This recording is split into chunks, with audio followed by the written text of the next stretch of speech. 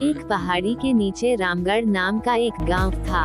गांव के सारे जानवर हरी घास खाने के लिए सुबह उसी पहाड़ी के ऊपर बसे जंगल में जाते और शाम होते होते घर वापस आ जाते थे।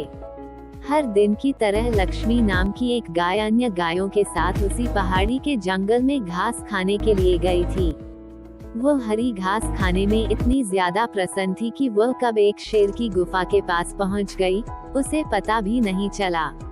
शेर अपनी गुफा में सो रहा था और वह पिछले 2 दिनों से भूखा भी था। जैसे ही लक्ष्मी शेर की गुफा के पास पहुंची, गाय की खुशबू से शेर की नींद खुल गई। वह शेर धीरे धीरे गुफा से बाहर आया और गुफा के बाहर गाय देखकर खुश हो गया। शेर ने मन ही मन सोचा कि आज उसकी 2 दिनों की भूख मिट जाएगी। वो इस तंदुरुस्त गाय का ताज़ा मांस खाएगा और यह सोचकर उसने एक तेज दहाड़ लगाई। लक्ष्मी शेर की दहाड़ सुनकर डर जाती है।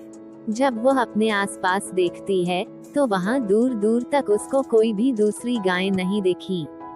जब वो हिम्मत करके पीछे मुड़ी तो उसे सामने शेर खड़ा हुआ दिखाई दिया।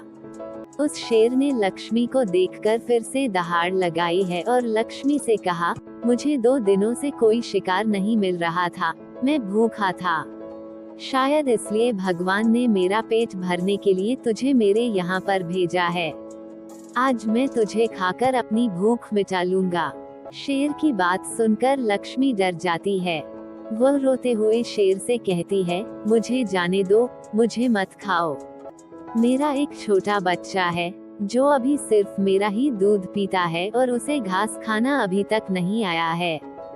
लक्ष्मी की बात सुनकर शेर हंसते हुए कहता है, तो क्या मैं अपने हाथ में आए शिकार को ऐसे ही जाने दूं? मैं तो आज तुझे खाकर अपनी 2 दिनों की भूख मिटाऊंगा। शेर के ऐसा कहने पर लक्ष्मी उसके सामने रोने लगी और विनती करते हुए कहती है कि आज मुझे जाने दो। मैं आज अपने बछड़े को आखिरी बार दूध पिला दूंगी और उसे बहुत सारा प्यारा करके कल सुबह होते ही तुम्हारे पास आ जाऊंगी।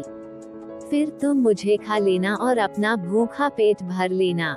शेर लक्ष्मी की यह बात मान जाता है और धमकी देते हुए कहता है कि अगर कल तू नहीं आई तो मैं तेरे गांव आऊंगा, फिर तुझे और तेरे बेटे दोनों को खा जाऊंगा। लक्ष्मी शेर की यह बात सुनकर खुश हो जाती है और शेर को अपना वचन देकर गांव वापस चली जाती है। वहां से वह सीधे अपने बछड़े के पास जाती है, उसे दूध पिलाती है और बहुत सारा प्यार करती है।